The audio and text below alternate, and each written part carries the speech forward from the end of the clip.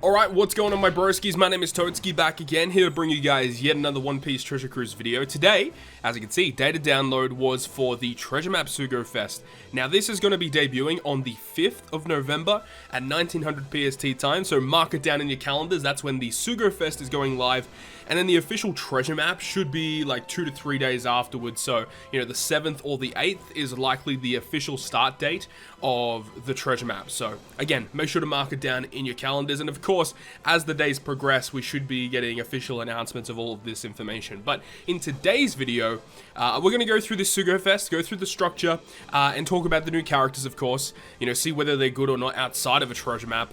And, you know, it goes without saying, it's a treasure map SUGO Fest, especially if you're free to play. You should not be pulling here. And, you know, if you're one of those whales, obviously do what you want. But myself personally, I think I'm only going to be doing 2 multi-pulls, 3 max. Because, you know, at this point, I'm only missing Legend Kid.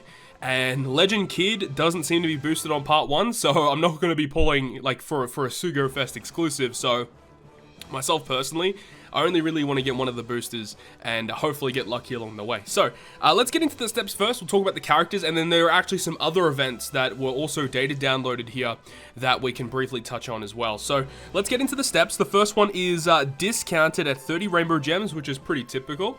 The second one, you're guaranteed the new 5-star Okiku, the best waifu in One Piece Treasure Cruise. Let's not get it twisted here. Then we've got the SUGO Fest exclusive on 3. 4 is a rate boosted character, 5 is another rate boosted character, 6 is a legend, 7 is a rate boosted SUGO Fest exclusive, okay.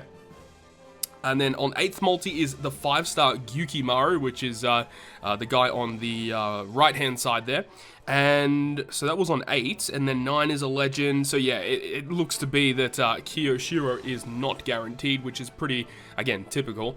Nothing really too surprising. It's a treasure map SUGO Fest, you know. We pretty much know the steps before the treasure map SUGO Fest is even like announced. So, all right, let's get into the recommended characters and we'll break them down. The first one, which is the one guaranteed on multi number 2, is Okiku. So Okiku is a Dex Slasher Cerebral. Captain ability is boosting Slasher Recovery by 1.5. That's horrendous. That's really bad. And then the special ability changes Block Orbs into Matching. And then if your captain is a Dex type, then completely removes enemies, or completely removes your crews, remove SFX, which, for those who don't know, remove SFX is the blindness debuff, where you cannot see your tap timing. So that's a pretty average special ability, honestly. I mean, I haven't looked at the abilities of, or the effects or the gimmicks of the upcoming treasure map, but I would expect this is going to be a relatively low tier, not very useful effect. Depending on how many turns of blindness is inflicted, like if it's a 5 to 10 turn blindness, I guess it would be kind of useful to have something like this. But, you know, it's whatever. It doesn't really make that much of a difference, so, you know, there's Okiku, guaranteed on multi number 2. The next one is Gyukimaru, the first Gyukimaru character in the game, and we should be getting another one towards the end of the month, with Colosseum Gyukimaru, which comes out around the time of Smoker and Sugar. That's what we're expecting to come out anyway. So with this, Gyukimaru is a Dex Slasher powerhouse, and he boosts Slasher HP by 1.5. Again, not a very good captain effect. And then his special ability reduces all enemies' damage reduction, which is the Rainbow Shield, and damage threshold by 3 turns, and then boosts Dex characters' slot effects by a variable factor depending on your navigation level, which can go up to 2.25. This is a much better effect, but then again, you have to look at it right. Outside of treasure map, he's not giving you any orb boost, which is pretty unfortunate. So you're only removing the Rainbow Shield and the threshold by 3 turns, which is not a very useful effect, and plenty of characters in the game can already do that. So Gyukimaru, unfortunately, not very useful, but inside the treasure map, of course, is going to be nice to have. And then the final character is Kiyoshiro, Dex Slasher Cerebral. Captain effect is finally an attack booster, 1.5 times. And then special ability reduces Despair and Bind by 5 turns, and then boosts color affinity, or type effects of normal attacks of your Dex characters by a variable factor. Again, not very useful outside of treasure map because he's only removing Bind and Despair. Yeah, not really that great, unfortunately. These characters are pretty bad, so, you know, even if you are that type of person that likes to go really hard for these treasure map units, it just doesn't seem like a very viable thing to do, just considering how bad these units are. But of course, for the treasure map itself, yes, of course, this is going to be really, really good to have. And then the other boosted units you can see, we got V3 Katakuri, which is interesting. Very weird that he's boosted on this part. Maybe, it'd be interesting to see if V3 Katakuri is actually boosted on the treasure map. It would be cool if all. I think he probably will be, now that I'm thinking about it. If I had to take a guess, I haven't even looked at what the JP list was for this. If I had to take a guess, I would say yes. I would think all of the first batch of super type units, so Snake Man, Blackbeard, Katakuri, and SOBA, I would think that they're boosted, but we don't know at this point. I mean, we could have a look at JP. JP probably has them listed, but we'll see. And then Luffy Law, for some reason, is boosted on this part as well. Very, very strange. So that's that. That's the upcoming Treasure Map SUGO Fest. Again, gonna reiterate that it's probably not worth pulling, but, you know, if you like to go for decent ranks in Treasure Map, then go for it. You can see that the medals are here, so any multi-pull you do, you still earn medals for that, which is pretty good. Let's go over to the event page real quick, and we'll check out some other events that are going to be dropping. All of this stuff is also dropping on the same day as the SUGO Fest, mind you. So we've got this little event, which is the OTOKO character, which is very, very similar, or I say it's very similar. It's essentially the same type of event as this Otama, where you would farm up skill books, and I think there was like limit break materials attached to it. I can't remember exactly how it worked, but yeah, you farm up this OTOKO character. She's actually pretty good. She's a Dex Free Spirit Striker. Attack boost is not very good. I think with Limit Break, when you get her materials to Limit Break her, I think her Captain ability gets upgraded, I'm pretty sure. But then her special ability, which will go ahead and reduce Bind by 4 turns, reduces Rainbow Shield by 4 turns, and changes adjacent slots, including block, into matching. So just a nice piece of utility, and very slight orb manipulation as well. And I'm pretty sure she'll get some crewmate abilities upon limit breaking as well, but can't remember exactly what they do. But yeah, you can farm up this character. She is probably, I think she's going to be boosted on the next treasure map as well, and she's just going to be a nice character to have, so make sure to get her done. And of course, when this does drop, I'll be making a video for you guys, so you guys know exactly what's going on.